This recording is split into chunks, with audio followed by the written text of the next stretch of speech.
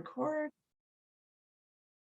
Hi, everyone. It's Melanie Fraser from the Halton Hills Chamber of Commerce coming to you. I'm with Diane Ballantyne today, the NDP candidate for the upcoming June 2nd election. So we've got about a week to go.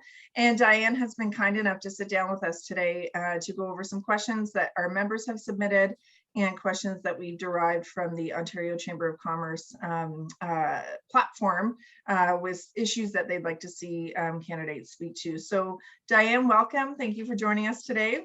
Thank you so much, Melanie. It's nice to see you again. Yeah, it was great to see you yesterday. We had a great event where we got to meet one-on-one with some of our local business owners and general public people as well that came in. So I hope you had some value in that. Absolutely. It was great to see so many people come out. It's nice to be able to get into in-person events again. Yeah, absolutely. I think it'll be a couple of months before everybody's fully comfortable with it, but we'll get there eventually. So it was a good start yesterday. Yeah. All right, well, we'll dive right into it. I know you are a busy lady. So these are the same questions we're asking all of the candidates. We want to be fair, and you can speak to what your personal views are or your party platform, whatever you feel best suits the question. Sure. So we start off with talking about the pandemic. I feel like that's all we talk about these days. But, you know, at the Chamber, we really saw firsthand how the pandemic shutdown specifically really hurt small to medium-sized businesses in the Halton Hills community, Ontario-wide as well. So, you know, if we're looking at the NDP platform, what types of things will your party do to ensure that we are safely going forward into the next phase of the pandemic? And do you have a pandemic preparedness plan? Well, I'm sure that you, Melanie, have heard more than most about the impact of the pandemic on small and medium-sized businesses. And we know that small businesses are the backbone of Canadian economy, right? 40% of Canada's GDP is served by the small businesses in Ontario. And I've spoken with a number of BIA representatives as well, and their businesses were so harmed by the, I mean, it was really about revolving, unexpected, inconsistent lockdowns. I was talking with Mike, the owner of the grassroots grocer the other day, and talking about, you know, what he was doing to innovate and pivot in the restaurant that he owned previously, and then to have yet another lockdown come in after investing more money. And we know that small businesses have taken on enormous amounts of loans to try to keep the doors open. I think the average is something in the neighborhood of $150,000.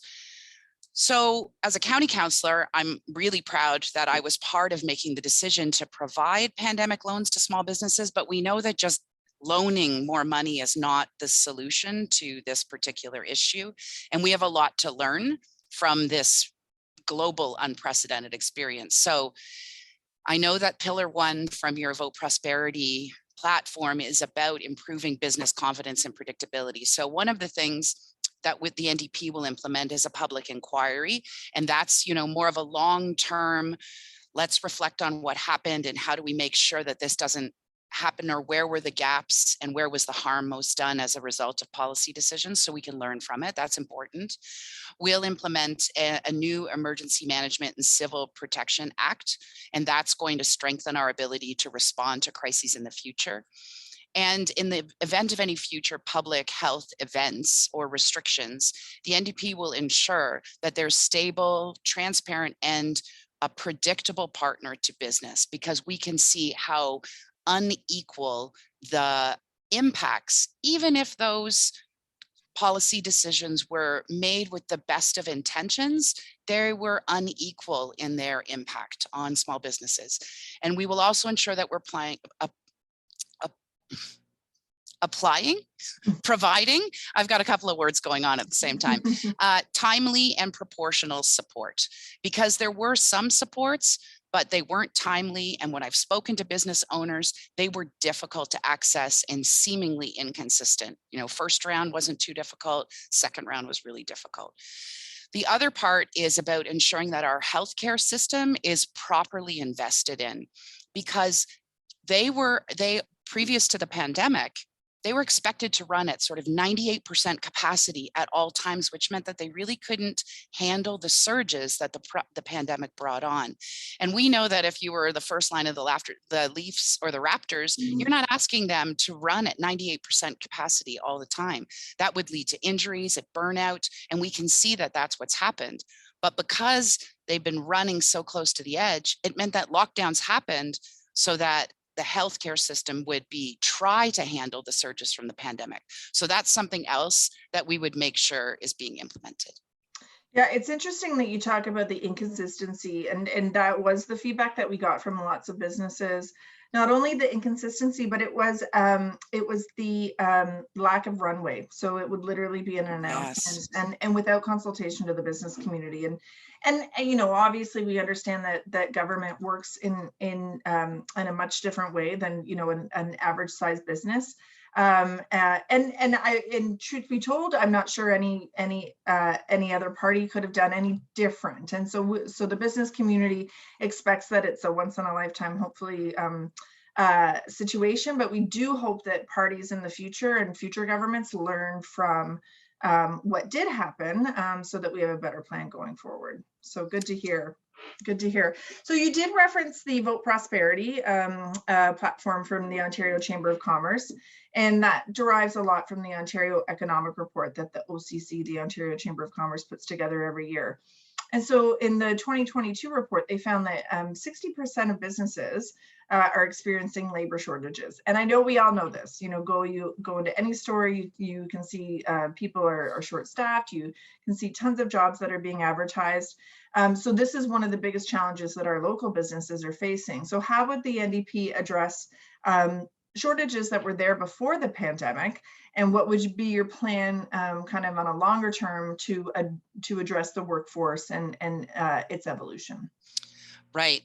You know, when I've been main streeting and knocking on doors and talking to businesses, particularly in Halton Hills, definitely attracting and retaining staff has been one of the number. I mean, once we get over the trauma of the pandemic, then we look at, this is a problem, and it's a long time in coming, and it's a multi-layered issue. There is no magic bullet in order to solve everything.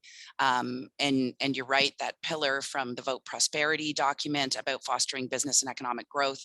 And so the way that the NDP is looking at it, in keeping, you know, people at the center as the most important value for the policy decisions that we make.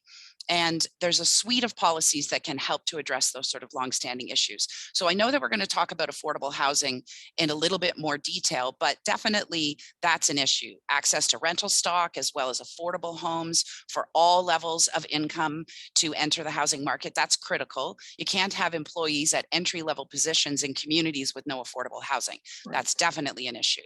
So that's a demand, but it's also a supply issue. And so we'll talk about that in a little bit more detail, I think, in a bit. There needs to be investments in public transit.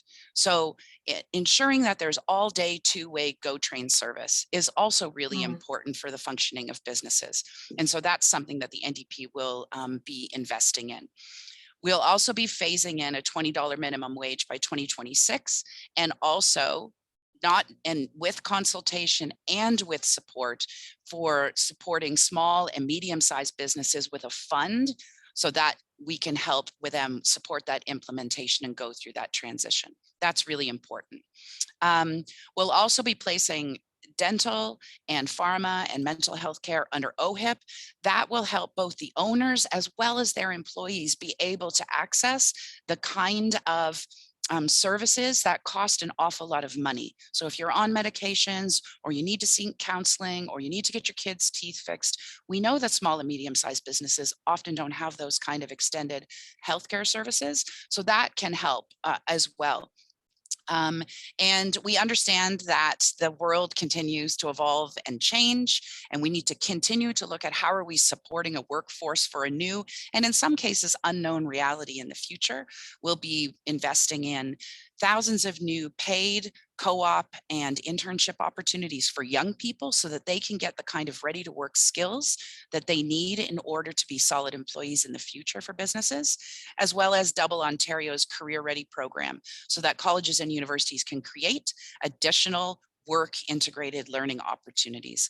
And those things together with the suite of services will help build a healthier, more educated and prepared workforce for businesses. Okay, good, thank you. We will touch on housing, and actually maybe what I'll do, if it's okay with you, we'll go to our housing question, since this kind of leads perfectly into it, and we'll get back to supply chain in a minute. Sure. So I said this to Ted, our PC candidate, earlier today. Housing has become that water cooler chit chat that everyone talks about, because it's like a whiplash effect. I think we all expected and knew that prices were going up, but the pandemic certainly squeezed the market at a level that no one anticipated. So we know that we need more supply in Halton Hills specifically, but we need the infrastructure to support that. So we can say to municipalities all we want and developers, and we can say we need more houses, more townhouses, but there's no infrastructure to support it. So what is the NDP plan to support that infrastructure so that we can actually meet the growth that is coming anyway? Okay, so as a county councillor in Wellington County, I know that we are sort of creatures of the province, right? And we are really hamstrung and reliant upon our relationship with the province in order to be able to deal with infrastructure projects. And so we also know that our town or our city or our regional governments are kind of the government that's closest to the people, where we see the building and the maintaining of infrastructure like roads and solid waste and water treatment. And what municipalities need, and I've lived this for the last 4 years as a county councillor, is we need a partner at Queen's Park. And in the last 4 years, municipalities have faced really critical funding cuts, and that's hampered their ability to launch or complete the capital projects that they all have planned on their books. And we're not allowed to carry debt as municipal councils, but we cannot bear the large costs of the necessary infrastructure projects that are needed in order for people to be able to move around, as well as to be able to build the housing that we need. So we have to have support of the upper level of government. One example is the lack of rent-a-gear income housing projects is an infrastructure that has really been left to fallow by the successive governments. And that's part of the reason why we have a housing crisis now. So in your Building Resilient Communities Pillar 3, the NDP will be striking a new deal with municipalities so that there's a stable, no surprises, reliable approach to municipal relations. And that ensures that municipalities get the funding that they need so that they can move forward with the crucial work that they know needs to be done. And that will keep our communities running smoothly and ensure that we can provide the kinds of services and supports that businesses as well as the residents need to be able to live healthy and full lives. Yeah, that it's interesting because that is if we look at the Places to Grow Act, we have mandated growth that has to happen in Halton region. And it's a file that the chamber looks at regularly, urban boundary expansion for employment lands, also for housing. But without any promise of funding from the provincial government, it's hard to plan for that growth. Because that's directly going to get downloaded to your business tax base and to your house, your residential tax base. So it's certainly a conversation that we have often with our businesses, because it does go back to, like you said, to the labor shortage. If people can't afford to live where they work, it certainly cuts down on your market of who you can hire. Right. So the challenge we find in Halton Hills is that it's mainly single-use homes, or single-dwelling homes rather. Lots of little mini mansions, and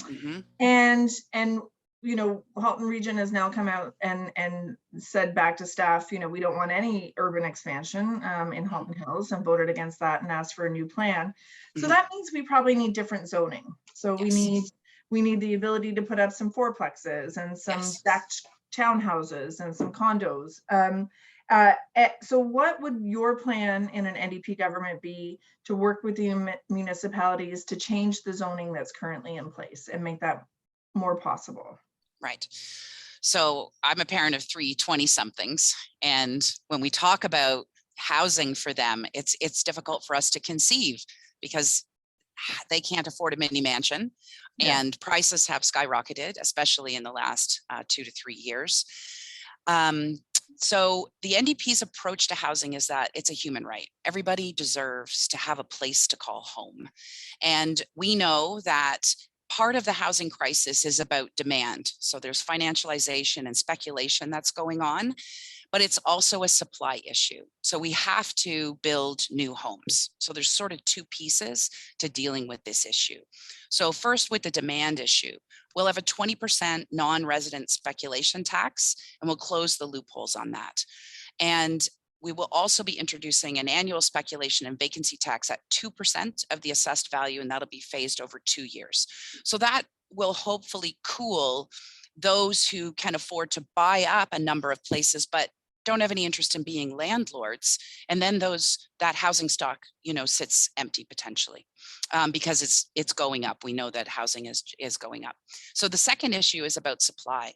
And you're right about the duplexes, the triplexes, the fourplexes. And so what the NDP is going to do is follow the New Zealand model of removing that exclusionary zoning, which just basically means is that if you have the permit to build a 2,000 or an 1,800 square foot bungalow on a property, you will also be able to make that into a duplex or build another level to make it into a triplex or a quadplex.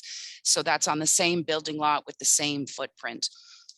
That will enable us for building in the future to be able to have more housing that's affordable at various different entry levels. What will help with the housing crisis in the near future, as opposed to the medium or the long term, is using adaptive reuse. So you've got a house, a 2,000 square foot bungalow again, for example, but currently the bylaws don't allow you to remodel that or reuse it or adapt it so that it could become a duplex. And so that's something that we will also work with municipalities to have that adaptive reuse throughout. That'll create a really rapid influx of affordable housing. And then we will build and support the building of 1.5 million new homes. So we've got a couple of different phases of how to address that housing crisis so that it better suits the needs of everybody. And then it in particular will help with businesses to be able to have people from all different backgrounds to be able to afford to live in your community so that they can also work in your community. Yeah. So quick question on the square footage rezoning. So the build permit would be based on the square footage or the footprint versus the density then, I guess. Is that the idea? So it's not about how many people are living there, it's just about what the land size is. Okay. Yeah, currently it's all been about single family home, right? And what we can do with that exclusionary zoning is saying, no, we can look at setbacks and all those other kinds of side yards and those kinds of things as well. But in particular, what's in that building itself can be, we can use zoning in a different way. Yeah. And what about zoning in new areas? So you talked about the new homes that you're planning on building or assisting in that build. So is it going to be a mix of density? Has there been any thought given to what that looks like? There has been thought given to that, and I can't remember specifically if it's 25 or 30% of any new builds that would need to have that sort of mixed use housing. Okay. So that is being built into future builds. But again, those are more of a medium and longer term solution. That adaptive reuse right now could provide double or triple the amount of housing in a matter of months, as long as we can get going on it. Yeah. Yeah. Okay. So we'll go back to supply chain now. We had our little housing chat. So, yet another issue that our poor business community is facing is, the squeeze of the supply chain. And we know it's pandemic related. We know it's worldwide, so it's not specific to Ontario. So we're not asking for any quick fixes, but we are asking to see what an NDP government would do in order to foster business competitiveness. So what other things could you implement, take away in order to make our businesses on a more level playing field with other regions? Yeah, so, we're really trying to think about how do we help support businesses so that those kinds of gaps are not happening in their workforces, so that things can continue to tick along without those kinds of interruptions, right? And so we saw a lot of cracks in various systems with the pandemic. and we saw food shelves and empty, and we could see how precarious things were when some sort of surge happens in our society. So part of what we are looking at is supporting jobs in transportation and manufacturing and processing, as well as looking at the healthcare system to ensure that we are providing, the best supports for people, so that when, with the pandemic in particular, when we're looking at employee absenteeism due to illness, some of that, I mean, we can't prevent all of that, but we could prevent people coming to work sick by having paid sick days available for people. And we also could prevent additional basket of healthcare supports for people. And that ensures that they're getting the care that they need. And that means that they're providing the healthiest workforce that we can have. And so that's what we're looking at that's one aspect of what we're looking at when we're looking at supply chain interruptions. Okay. That is a different approach than some of the other parties. It's been so interesting to talk to everybody. So it just goes to show there's different sides of the beach ball. Like I like to say that there's different ways to approach issues. So so I would say the number one issue besides housing for our chamber members is probably the movement of goods to and from around this region. We are smack dab in the middle of the GTA, so traffic is an issue for us. And fully transparent, that the chamber's position on the Highway 413 is probably not what the NDP's is. But what I will say is that our position is one that is adaptive to suggestions. So what areas would you focus on in an NDP government to not eliminate, but to ease the traffic congestion and the challenges that businesses find getting their goods moved around this region? Well, yeah, we know that traffic is an issue and that it's a huge time suck. It's a waste of resources, both human and the gas in your vehicle or your truck. And it's terrible for the environment. And we know that businesses need to move from A to B in a timely manner to keep things moving. You're right, the NDP doesn't support the construction of the 413, and that's for a whole host of reasons. Urban sprawl leads to more car-dependent societies. It eats up valuable greenbelt, which is an important carbon sink for the environment, which is part of your fourth pillar. And it's also a source of recreation and mental health to have those kinds of green spaces available. Not to mention that your democratically elected council voted against it. And so those are a few things why we're opposed to the 413, but that's not good enough. We can't just say we're opposed to it and not acknowledge that there are challenges and problems. And so the NDP's approach is to invest in public transit, so that all-day two-way GO rail service that I talked about earlier, that's going to pull cars off the road. It's not that people don't want to use public transit, it's that it's not convenient. And we want to make sure that it's available and as convenient as possible. So that's one sort of prong to a deal with the traffic.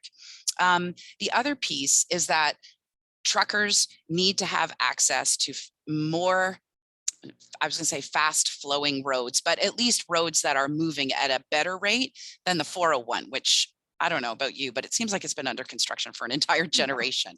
So the NDP will be supporting truckers to be able to use the 407, subsidizing their trips on there. And it's really unfortunate that that was paid for by tax dollars and then was sold off. And now there's another corporation that's profiting off of that.